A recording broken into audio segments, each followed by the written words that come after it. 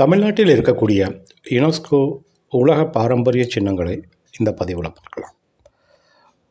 முதலாவது இடத்திலே மாமல்லபுரம் கடற்கரை சின்னங்கள் கிட்டத்தட்ட 7-8ஆம் நூற்றாண்டுகளை சார்ந்த பல்லவர் கால சிற்பங்களின் கருவூலமாக திகழ்கிறது மாமல்லபுரம்.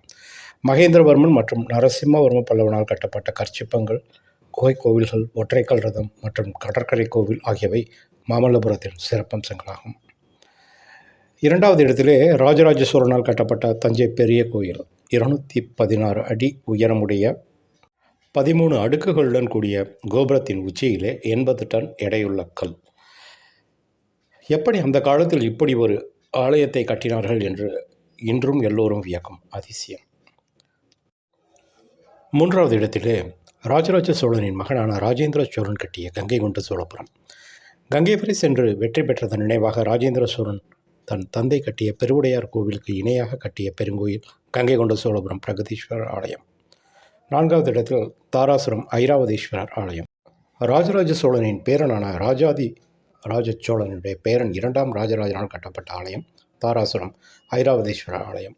மிக நுட்பமான ஏராளமான சிற்பங்களுடன் கூடிய இந்த ஆலயம் சிற்பிகளின் கனவு என்று அழைக்கப்படுகின்றது.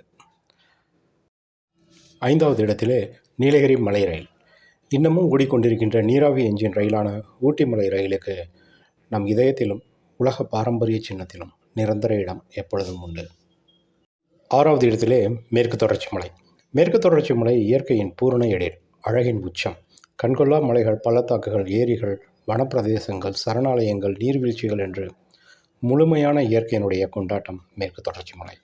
இந்த மலைத்தொடரினுடைய 39 இடங்கள் பாரம்பரிய சின்னங்களாக உள்ளன. அவற்றில் களக்காடு முதலான 5 இடங்கள் தமிழ்நாட்டில் இருக்கின்றன. 7வதாக இறுதியாக சமீபத்தில் இணைந்த செஞ்சிக்கோட்டை. அறிவார்ந்த தமிழ் தேசத்திலே பிறந்த மகிழ்ச்சியிலே இன்னொரு பதிவில் பார்க்கலாம். நன்றி.